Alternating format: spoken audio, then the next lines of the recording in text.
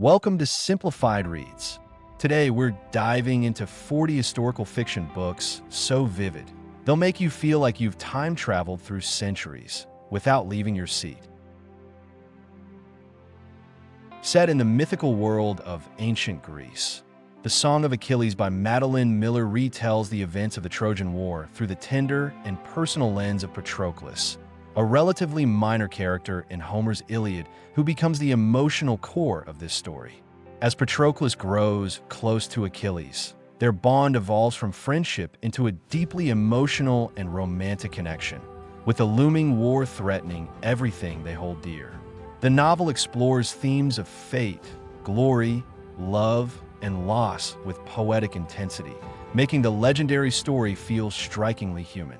Many readers describe the experience as heartbreaking and unforgettable, lauding Miller's lyrical prose and the depth she gives to ancient myths.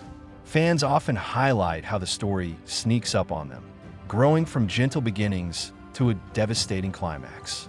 However, some readers have criticized its slow pacing in the first half and found the emotional tone too melancholic or sentimental.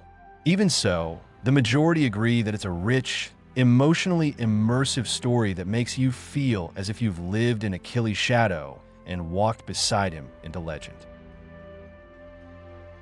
Continuing in the mythological realm, Circe by Madeline Miller offers a reimagining of the life of the infamous witch from Homer's Odyssey, casting her not as a villain, but as a complex, self-made woman in a world that constantly tries to silence her. The novel follows Circe from her birth in the halls of the gods to her exile on a deserted island, where she hones her craft, meets mortals and immortals alike, including Odysseus, and ultimately finds her own voice and power. What captivates readers most is Circe's introspective journey and Miller's lush, lyrical language that makes every page feel like a spell. Fans often say they felt like they had aged centuries alongside her, witnessing the rise and fall of empires through the eyes of someone who has lived forever. Critics of the novel, however, sometimes point to its meditative pacing and lack of plot-driven urgency, with some calling it too slow or introspective. Nevertheless, its feminist retelling and emotional resonance have secured its place as a modern classic in historical mythological fiction. Turning from mythology to the gritty halls of Roman power, Claudius by Robert Graves dives into the treacherous inner workings of the Roman Empire through the fictionalized Memoirs of Claudius, a scholarly, stammering member of the Julio-Claudian dynasty who survives by playing the fool. As Claudius chronicles the rise and fall of emperors, many of them his relatives, including the cruel Caligula and manipulative Livia, the novel immerses readers in a world of betrayal, decadence, and murder. Graves' portrayal of ancient Rome is both vividly detailed and psychologically complex, making readers feel like they are eavesdropping on the secrets of the world's most powerful family. Admirers of the book appreciate its dark humor, intelligence, and clever subversion of expectations, while critics sometimes find the prose heavy and the historical names confusing or overwhelming. Still, once immersed, readers often describe the book as disturbingly compelling, with a voice that feels eerily authentic despite the fictional framework. Offering a female perspective on ancient life, The Red Tent by Anita Diamond reimagines the biblical story of Dinah, daughter of Jacob and Leah, whose brief appearance in Genesis becomes the foundation for a sweeping narrative about womanhood, family, and resilience. The titular Red Tent is a space where the women of the tribe retreat during menstruation and childbirth, and it becomes the symbolic heart of a story that explores the bonds between mothers and daughters, sisters and wives. Diamond's portrayal of daily life in the ancient world is rich with sensory detail, and many readers are drawn to its celebration of women's stories long left untold. Fans often say the novel gave them a profound sense of connection to ancient history, one filtered through intimate and deeply human experiences. However, some critics argue that the novel imposes modern feminist ideas onto a setting that may not fully support them, and a few feel the storytelling becomes overly sentimental or stylized. Still, for many, it's a powerful reclamation of narrative that feels both timeless and timely. Offering a female perspective on ancient life, The Red Tent by Anita Diamond reimagines the biblical story of Dinah, daughter of Jacob and Leah, whose brief appearance in Genesis becomes the foundation for a sweeping narrative about womanhood, family, and resilience. The titular Red Tent is a space where the women of the tribe retreat during menstruation and childbirth, and it becomes the symbolic heart of a story that explores the bonds between mothers and daughters, sisters and wives. Diamond's portrayal of daily life in the ancient world is rich with sensory detail, and many readers are drawn to its celebration of women's stories long left untold. Fans often say the novel gave them a profound sense of connection to ancient history, one filtered through intimate and deeply human experiences. However, some critics argue that the novel imposes modern feminist ideas onto a setting that may not fully support them, and a few feel the storytelling becomes overly sentimental or stylized. Still, for many, it's a powerful reclamation of narrative that feels both timeless and timely.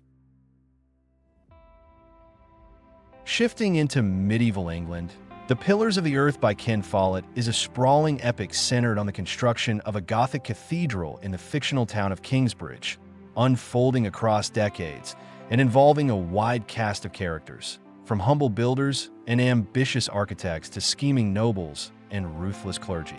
The novel is both a love letter to architecture and a gripping saga of ambition, betrayal, and perseverance, with readers praising its immersive historical detail and dramatic storytelling. Follett brings the 12th century vividly to life, and many readers say they came away with a new appreciation for the complexities of medieval society. Fans also note the addictive nature of the narrative, despite its massive length. However, some find the writing overly simplistic or melodramatic, and a few criticize the depictions of violence and sex as gratuitous or heavy-handed. Yet even detractors often admit that the book's scope and vivid historical recreation make it hard to put down. Blending history with science fiction, Doomsday Book by Connie Willis transports readers, literally and emotionally, into 14th century England through the eyes of Kivrin, a time-traveling historian from the future who becomes trapped in the midst of the Black Death. The novel interweaves two timelines, one in the past, where Kivrin fights to survive amid the plague, and one in the future where her colleagues scramble to bring her back. The result is a haunting, emotionally charged narrative that explores themes of mortality, faith, and compassion. Many readers describe the experience as deeply affecting, often bringing them to tears with its depiction of everyday heroism in the face of unimaginable suffering. The historical detail is meticulous, and the characters, especially in the 14th century, are richly drawn. Some readers, however, find a future storyline less engaging or even frustrating, with its bureaucratic hurdles and slow build-up. Nonetheless, the novel's emotional payoff and powerful depiction of humanity in crisis make it a standout in both historical and speculative fiction. Sigrid Undset's Kristin Lavransdatter plunges readers into the religious, political, and emotional complexities of 14th century Norway, tracing the life of its headstrong protagonist from childhood through marriage and spiritual reckoning. Spanning 3 volumes, the novel offers a richly textured portrait of a woman navigating love, sin, faith, and duty within a deeply patriarchal and devout society. Undset's prose, translated from the original Norwegian, evokes a powerful sense of place and time, drawing readers into a world governed by harsh winters, strict customs, and inner turmoil. Fans admire the book's depth and historical authenticity, noting that it doesn't romanticize the past, but instead offers a layered, often heartbreaking depiction of womanhood in medieval Scandinavia. However, some readers struggle with the slow pace and dated style, and a few find Kristin's choices frustrating or morally opaque. Despite that, many agree the trilogy has a hypnotic pull, immersing them completely in another century. Sarah Dunaz in the Name of the Family immerses readers in the turbulent world of Renaissance Italy through the infamous Borgia family, focusing particularly on Lucrezia Borgia and her cunning father Pope Alexander VI.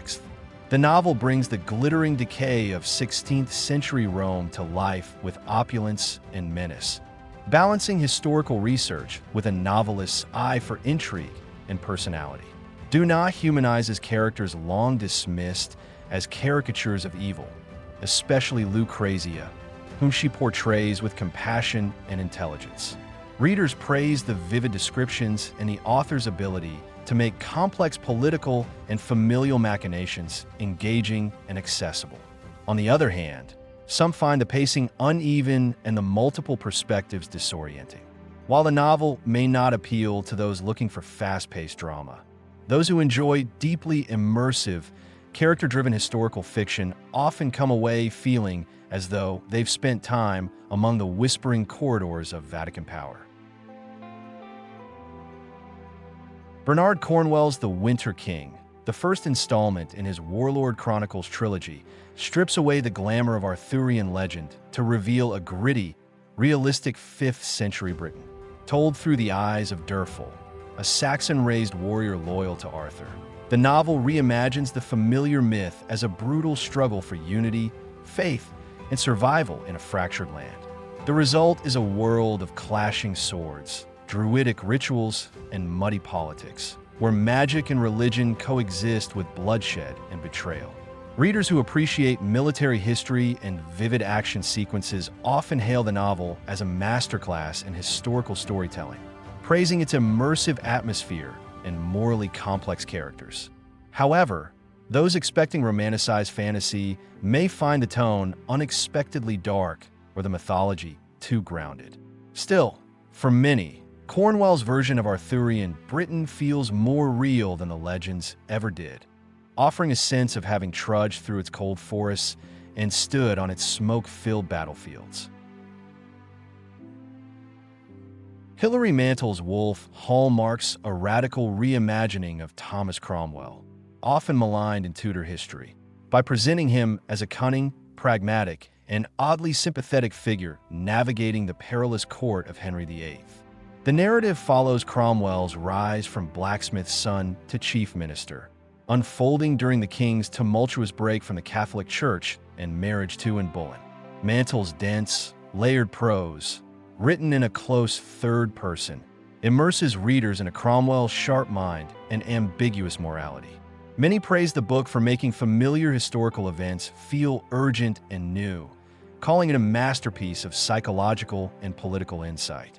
Others, however, find the style confusing, especially the pronoun-heavy narration that requires careful attention. Still, once acclimated, readers often describe the novel as exhilarating and consuming, as if they'd been transported directly into the intrigue-filled halls of Tudor power. Geraldine Brooks's Year of Wonders offers a harrowing but intimate look at a 1666 English village that voluntarily quarantines itself during a plague outbreak, as seen through the eyes of a young housemaid named Anna. Inspired by a true story, the novel explores grief, superstition, female empowerment, and resilience as the villagers descend into isolation and fear.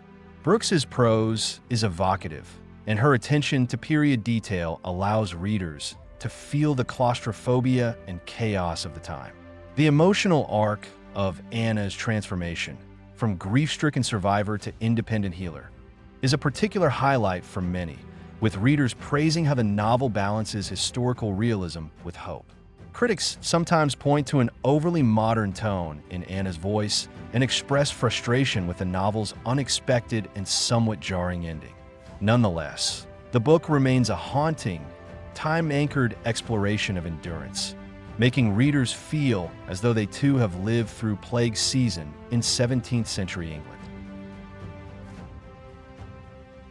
Tracy Chevalier's Girl with a Pearl Earring conjures 17th century Delft through the imagined life of Griet, a servant girl who becomes muse to the Dutch painter Johannes Vermeer. The novel centers around the creation of the famous painting of the same name, weaving themes of class, gender, and artistic obsession into a quietly intense narrative. Chevalier's spare, elegant prose, and her careful reconstruction of Dutch domestic life allow readers to enter the hushed world of Vermeer's household, where a glance can shift power dynamics and silence is heavy with meaning. Fans appreciate the moodiness and tension in the text, describing it as subtly sensual and haunting. Detractors sometimes find the plot too thin or slow-moving, and a few are underwhelmed by the passive nature of the protagonist. Yet many finish the book feeling they've been transported into a Vermeer canvas, full of shadow, light, and longing.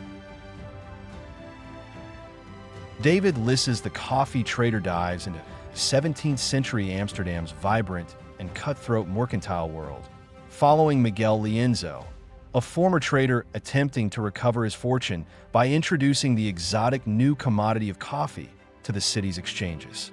The novel blends economic intrigue with cultural tension, as Miguel, a Portuguese Jew navigating the precarious freedoms of the Dutch Republic, is drawn into a high-stakes web of betrayal, innovation, and ambition. Readers who love financial thrillers and historical nuance often rave about the detail-rich setting and morally gray characters. The narrative's careful layering of deceit and strategy has drawn comparisons to modern corporate dramas. However, some find the pace uneven or the financial terminology a bit dense, especially in the slower middle chapters. Still, Lisse's rendering of the era is so vivid that readers often say they can smell the spices in the market and feel the frost of Amsterdam's canals beneath their feet. Amor Towles' Eight Gentlemen in Moscow may be set in the 20th century, but its elegant, old-world charm evokes a time-travel sensation as readers follow Count Alexander Rostov, a Russian aristocrat sentenced to house arrest in a grand hotel in post-revolutionary Moscow. From his confined quarters in the Metropole Hotel, Rostov witnesses decades of Soviet history unfold, forming deep relationships with staff, guests, and a precocious child who changes his life. The novel's wit, charm, and philosophical undercurrent have made it beloved among readers who enjoy character-driven stories and finely detailed settings. Many describe the book as a warm, slow burn that rewards patience with emotional richness and historical insight. Critics, however, sometimes argue that it romanticizes an era of severe political repression, and others find its leisurely pacing difficult to sustain. Despite this, the novel is widely celebrated as a modern classic that allows readers to feel as though they have spent a lifetime tucked inside the faded glamour of the metropole. Diana Gabaldon's Outlander begins with a jolt into the past as Claire Randall, a 20th century English nurse, is mysteriously transported to 18th century Scotland during a second honeymoon. Stranded in a time of war and clan rivalries, she's forced to navigate political intrigue, medical superstition, and unexpected romance, especially with the dashing Highlander Jamie Fraser. The blend of time travel, historical drama, and passionate love story has captivated millions, with readers praising Gabaldon's ability to weave rich historical detail with compelling, slow-burn character development. Fans often say the book feels like stepping into another life entirely. Yet, some critics find the pacing uneven and are uncomfortable with certain scenes of violence and coercion, while others take issue with Claire's modern voice and choices feeling somewhat out of sync with the time period.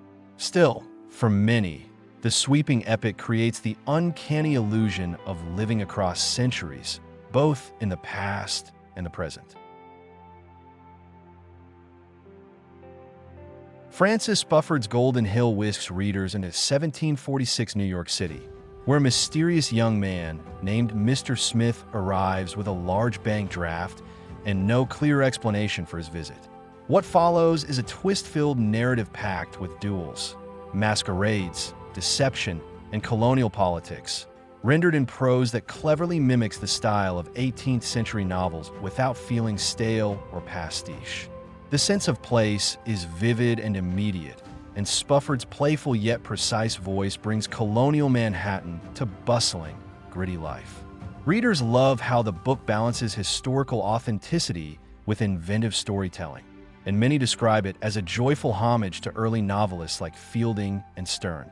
On the downside, some struggle with the intentionally archaic style or find the plot meanders before its big reveals. Nevertheless, Golden Hill is widely praised for making a time and place often overlooked in fiction feel fresh, chaotic, and full of possibility. Bernard Cornwell's The Last Kingdom, the first in his Saxon Stories series, plunges readers into 9th century England, where the land is torn between Saxons and invading Danes. The story follows Uhtred of Bebbanburg, a Saxon noble captured and raised by Vikings, who becomes a fierce warrior with loyalties torn between two worlds. Cornwell excels at gritty battle scenes and raw historical realism, and many readers appreciate Uhtred's cynical but magnetic voice. The novel presents a visceral picture of early medieval Britain, blending action with political intrigue and a dose of dark humor. Fans of military history and historical epics often praise the authenticity of the warfare and the vivid characterizations. However, some find Uhtred's arrogance off-putting or the action repetitive over the series. Still, for many, Cornwell's storytelling makes them feel the mud, blood, and fire of a time before England was even a unified nation. Lisa sees the tea girl of Hummingbird Lane spans decades and continents, beginning in a remote Aka village in the Yunnan province of China and following the lives of Li Yin and the daughter she gives up for adoption. The novel explores traditional Aka customs, the global tea market, and the emotional consequences of separation and silence, making readers feel as though they are experiencing two very different worlds simultaneously. Through detailed depictions of ceremonial tea-making, family obligation, and cultural transformation, C creates an intimate and textured story of heritage and identity. Readers frequently praise the emotional weight and educational richness of the novel, especially its exploration of Chinese ethnic minorities. Some critics, however, feel the modern chapters following the adopted daughter are less compelling than the rural narrative, or that the resolution feels too convenient. Even so, the dual timelines offer a moving experience that gives the sensation of having journeyed across generations and geographies. In The Island of Sea Women, Lisa C. once again explores Korean culture through the lives of female divers on the island of Jeju, particularly focusing on the friendship between Mija and Young Suk as it endures decades of war, occupation, betrayal, and reconciliation. The novel begins in the 1930s and continues through the late 20th century, centering on the Haenyeo, women who dive without equipment to harvest the ocean's bounty, a profession both physically grueling and symbolically rich. Readers are often enthralled by the detail C brings to this unique matriarchal culture and appreciate how the novel unearths hidden chapters of Korean history, including the Jeju Uprising. The friendship at the story's core, with its love, pain, and eventual redemption, resonates with many. However, some readers feel the story leans heavily on tragedy and that certain emotional beats are telegraphed. Still, the vivid depictions of sea diving life and the emotional sweep of the narrative leave many feeling they've experienced decades of history through salt, sea, and sacrifice. Sarah Waters' The Night Watch transports readers to wartime London and the early post-war years, with a unique reverse chronology that begins in 1947 and works backward to 1941. The story follows four interconnected lives, Kay, Helen, Viv, and Duncan, as they navigate loss, love, identity, and survival during and after the Blitz. Waters' atmospheric prose and meticulous historical detail make every scene feel palpably real, from crumbling buildings to flickering blackout curtains. Readers often praise the novel's structure for slowly peeling back the layers of its characters' traumas and relationships, making earlier events more poignant in retrospect. Some, however, find the narrative slow to engage at first or feel unsatisfied by the lack of a traditional climax due to the reverse format.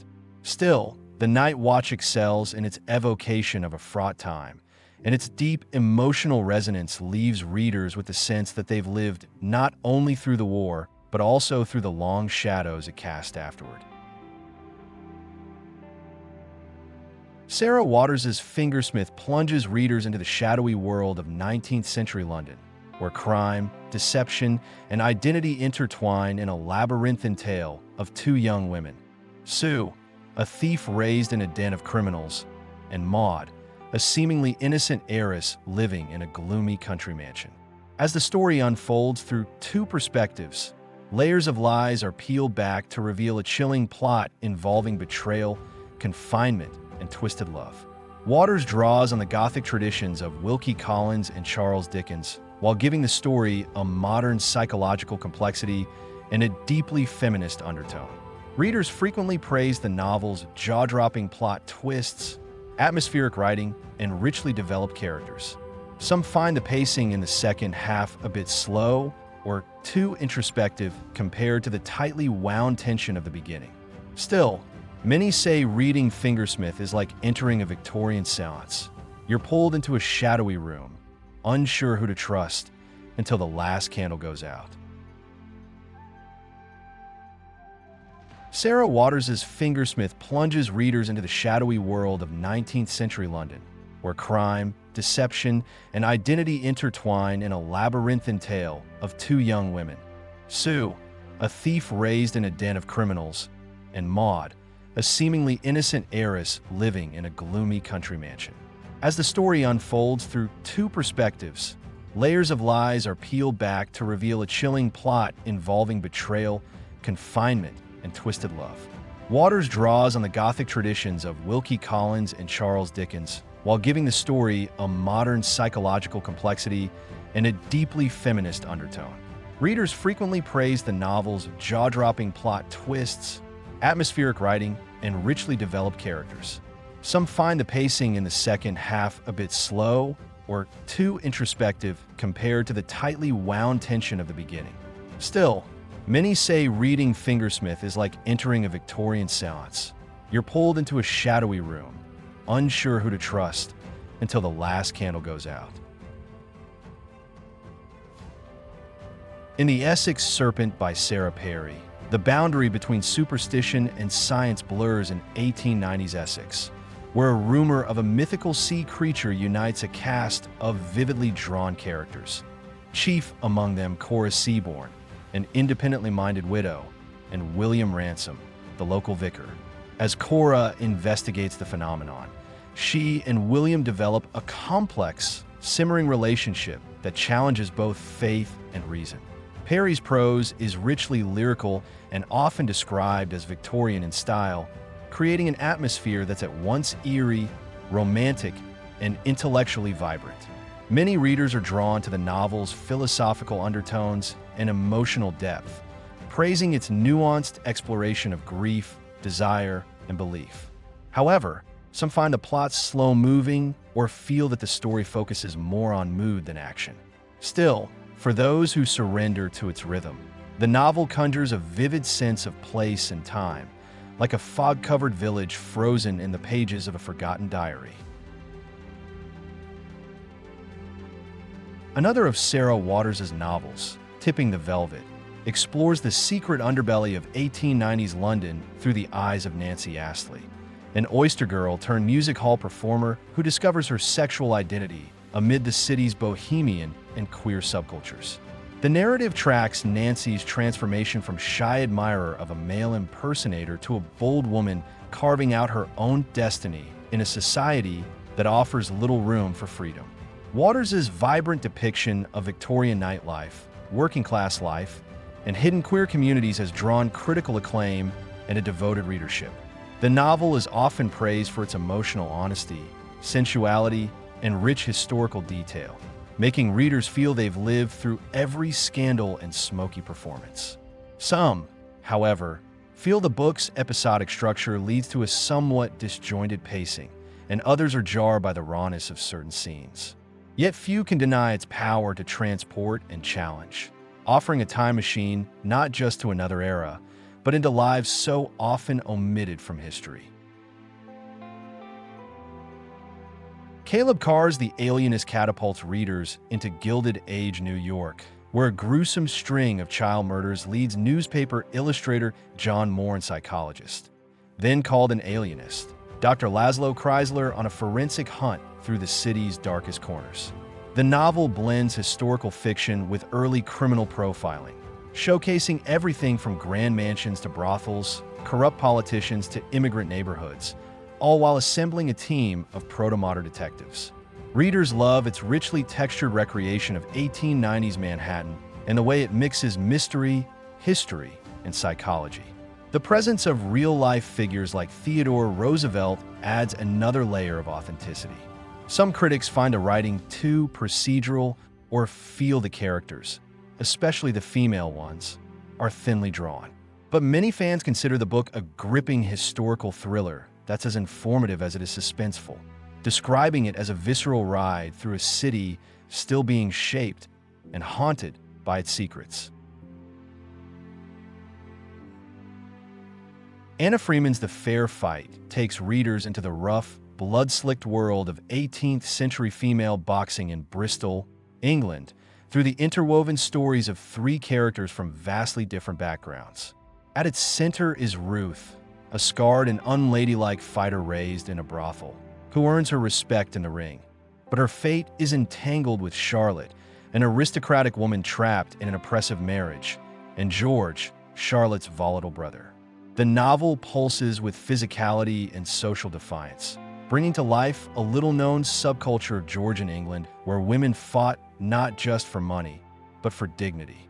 Readers admire the muscular, earthy prose and the way it vividly renders a society rigid in its class and gender divisions. Some find the shifting perspectives disorienting or wish the plot moved faster. But many come away feeling they've stepped into a version of history they never knew existed, raw, brutal, and fiercely alive.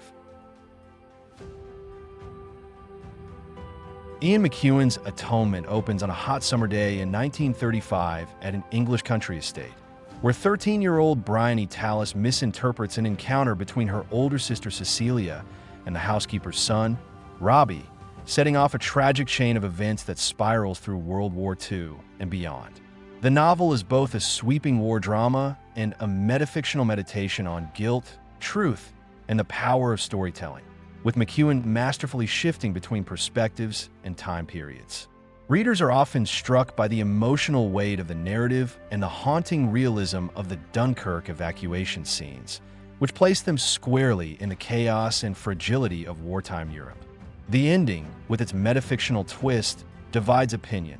Some hail it as brilliant and devastating, while others feel it's too cerebral or unsatisfying after the build-up. Still, few deny that Atonement evokes the disorientation of love and loss in a changing world, or that it leaves readers with the aching sense of history's irreversible weight.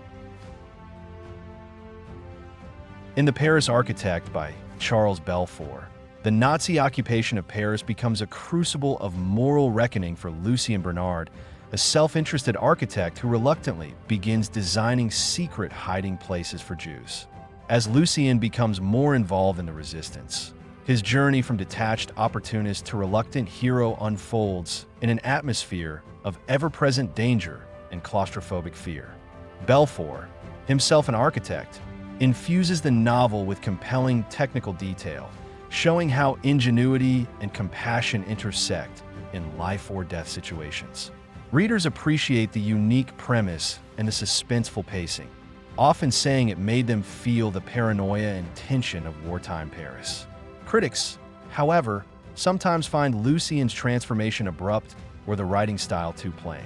Nonetheless, many find it a gripping and morally provocative read that brings a fresh angle to Holocaust fiction, transporting readers into the architecture of both fear and hope. Markus Zusak's The Book Thief unfolds in Nazi Germany through the eyes of Liesel Meminger, a young girl who steals books and finds solace in words during a time when the world is being torn apart. Narrated by death itself, the novel blends lyrical prose, philosophical musings, and tender human connections, all set against the backdrop of bombing raids, rationing, and hidden Jews in basements.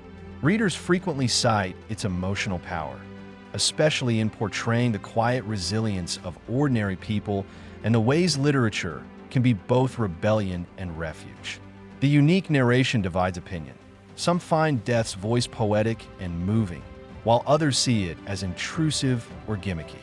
Still, most readers are deeply moved by Liesel's journey, describing the book as unforgettable, heartbreaking, and strangely comforting, despite the devastation it depicts. The novel doesn't just depict history, it lets you breathe it page by stolen page. Anthony Doerr's All the Light We Cannot See weaves together the lives of Marie-Laure, a blind French girl, and Werner, a German orphan conscripted into the Nazi army, as their paths slowly converge in the seaside town of St. Malo during World War II. Told in short, poetic chapters that alternate between past and present, the novel explores fate, resilience, and the invisible connections that endure even in times of darkness.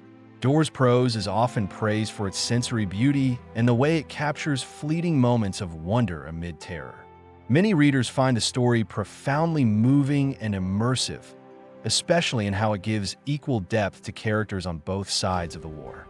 Some, however, feel the novel is emotionally manipulative or that the pacing is uneven, particularly with its nonlinear structure.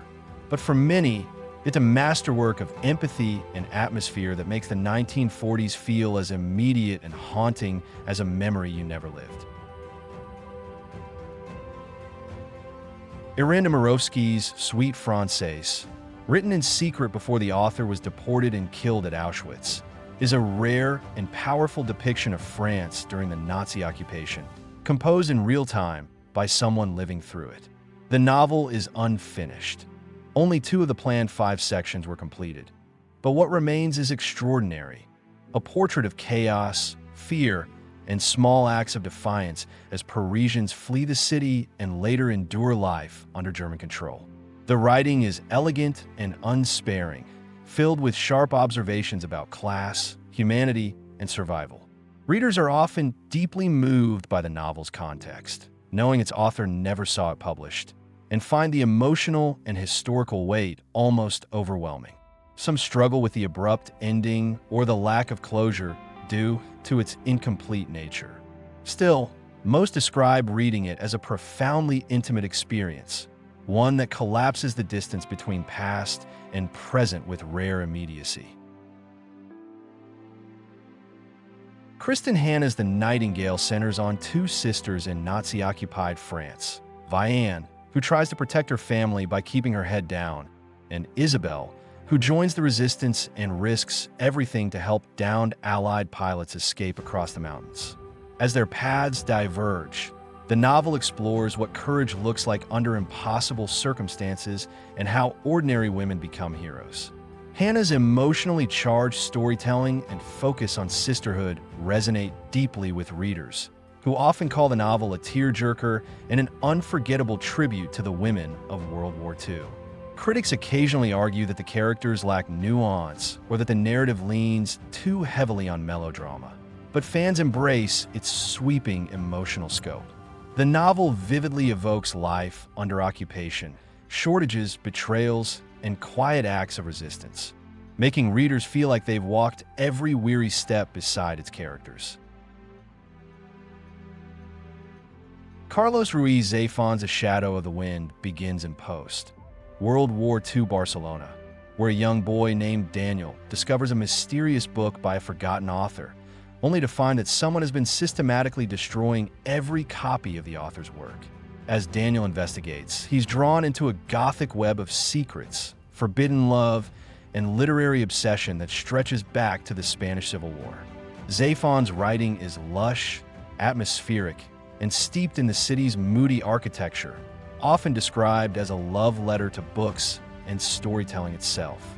Readers adore the suspenseful plot, layered characters, and haunting sense of place, saying the novel transported them to dusty libraries and fog-draped streets where stories have teeth. Some, however, feel the narrative can become overly ornate or indulgent in its metaphors. Yet for many, The Shadow of the Wind is the kind of book that feels alive with history, mystery, and magic. A perfect portal into a past both grim and enchanted. Colson Whitehead's The Underground Railroad reimagines the historical network of escape routes for enslaved African Americans as an actual subterranean train system, blending speculative fiction with brutal realism to trace the journey of Cora, a young woman fleeing a Georgia plantation. As she travels from state to state, each place represents a different manifestation of racial violence and resistance, turning her escape into a larger allegory for Black history in America. The novel's unflinching portrayal of slavery and its aftermath has earned widespread acclaim, with readers praising its stark beauty, haunting imagery, and the originality of its approach.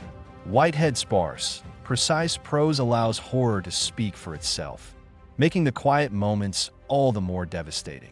Some readers find the shifts in tone and realism disorienting or feel the characters are more symbolic than fully fleshed out, but many argue that this abstraction enhances the novel's impact. In the end, The Underground Railroad does what historical fiction at its best can do. It forces us to look at the past not as a relic, but as a living legacy. Yajayasa's homegoing opens in 18th century Ghana with two half-sisters, Effia and Esi, one married to a British slaver and the other sold into slavery, their lives diverging into separate continents and centuries.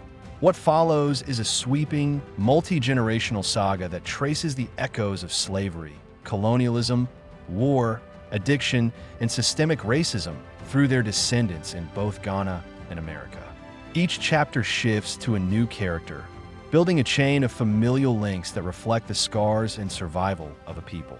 Readers often describe Homegoing as emotionally searing and structurally ambitious, admiring how Jayasai compresses so much pain, beauty, and resilience into each vignette. The book gives readers the sense of spanning 300 years in just a few heartbeats. Some find the structure disjointed or wish for more time with certain characters. But for most, the novel is an unforgettable tapestry of inherited trauma and strength, making the past feel at once intimate and vast. Min Jin Lee's Pachinko follows 4 generations of a Korean family living in Japan, beginning with a young woman named Sunja who becomes pregnant by a wealthy married man and chooses instead to marry a Christian minister and move to Osaka in the 1930s. The novel explores themes of immigration, identity, sacrifice, and resilience as Sunja's family endures discrimination, poverty, and shifting cultural loyalties through World War II and beyond. Lee's sweeping, empathetic narrative captures the quiet dignity of survival and the everyday choices that shape destinies. Readers are often deeply moved by the emotional honesty and historical insight, calling it a deeply human story that broadens understanding of a rarely represented diaspora. A few readers note the slower pace or occasional detachment in later chapters, but the cumulative impact of the novel is powerful. By its end, readers often feel they've lived multiple lives across decades of hardship and hope in a land that both embraces and rejects them. Tyree Jones's An American Marriage isn't set far in the past, but its engagement with mass incarceration and systemic injustice in contemporary America grounds it in a very modern historical context. The story centers on Celestial and Roy, a young Black couple whose lives are upended when Roy is wrongfully imprisoned for a crime he didn't commit. As the years pass, their marriage frays under the strain of separation, distance, and personal growth. Told in a combination of letters and shifting perspectives, the novel examines love, loyalty, and what happens when a personal relationship collides with a broken legal system. Readers admire Jones's deft character work and emotional nuance, calling it a novel that feels both timely and timeless. Some find the ending ambiguous or feel frustrated by the choices of the main characters, but most agree the story offers a lens into the human cost of injustice, turning headlines into deeply personal, haunting reflections. Julie Otsuka's The Buddha in the Attic tells the collective story of Japanese picture brides who immigrated to the United States in the early 20th century, only to face disappointment, backbreaking labor, racism, and eventual internment during World War II. Written in the first-person plural, the novel speaks as a chorus rather than a single protagonist, creating a communal voice that captures both individual and shared experiences. Otsuka's poetic, minimalist style allows every sentence to carry weight, and readers often describe the novel as devastating in its quiet power. The unique narration divides opinion. Some find it hypnotic and lyrical, while others struggle with a lack of conventional character development. Still, many feel transported into a deeply silenced chapter of American history, their emotional connection driven not by plot, but by rhythm, repetition, and accumulated sorrow. Kate Atkinson's Life After Life takes an experimental approach to historical fiction, imagining the life of Ursula Todd, a woman born in 1910 who dies and is reborn again and again, living through alternate versions of the 20th century. Each iteration shifts slightly. In one, she dies as a child, in another, she survives the Blitz, and in yet another, she may even change the outcome of the Second World War. Atkinson uses this structure to ask profound questions about fate, choice, and resilience, while offering an immersive portrait of England across both world wars. Readers praise the novel's intelligence and emotional depth, with many describing it as a haunting meditation on the fragility and randomness of life. The unconventional format can be confusing or repetitive for some, and not every reader enjoys the looping structure. But for those who embrace it, Life After Life offers a dazzling and immersive experience, one that makes history feel mutable, personal, and infinitely alive. Sebastian Barry's Days Without End recounts the life of Thomas McNulty, an Irish immigrant who joins the U.S. Army and fights in both the Indian Wars and the Civil War, all while building a quiet, enduring love with his comrade John Cole. Written in McNulty's distinctive voice, earthy, poetic, and uneducated, the novel blends the violence of history with tenderness, forming an unlikely love story amid brutal events. Readers often highlight the tension between beauty and horror, between carnage and compassion, that makes the story so affecting. Barry's prose has been called hypnotic and luminous, and many readers describe feeling wholly transported to 19th century America's blood-soaked frontiers. Some struggle with the unconventional grammar or relentless grimness of the battles, but the emotional core resonates deeply for most. It's a novel that asks how one holds onto humanity in a world built on inhuman acts, and the answer feels both raw and redemptive. Chimamanda Ngozi Adichie's Half of a Yellow Sun returns to the tumultuous landscape of 1960s Nigeria, tracing the lives of three interconnected characters during the Biafran War: Ugwu, a teenage houseboy; Olana, a wealthy university professor; and Richard, a British writer. As political tensions erupt into war, their lives and relationships are tested by starvation, violence, and the collapse of order. Adichie's writing is rich in detail and moral complexity, drawing readers into both the intimate domestic spaces and the wider political upheaval. The novel is lauded for its emotional force, historical insight, and unflinching portrayal of a largely forgotten conflict. Some readers, unfamiliar with Nigerian history, find the political backdrop challenging to navigate at first, but most find the effort worthwhile. By the end, many describe feeling as if they have lived through a war that is both geographically specific and universally human in its grief, loyalty, and endurance.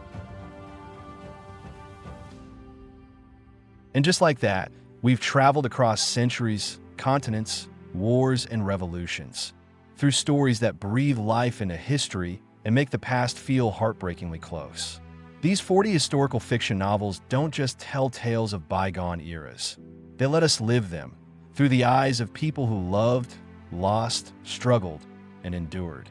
Whether you were swept away by the romance of the Highlands, the grit of a battlefield, or the quiet resistance of ordinary people, each book leaves behind echoes that linger. If you found a new title to read or relive, share your favorite historical fiction novel in the comments. And don't forget to like, subscribe, and turn on notifications for more deeply human stories brought to life here on Simplified Reads.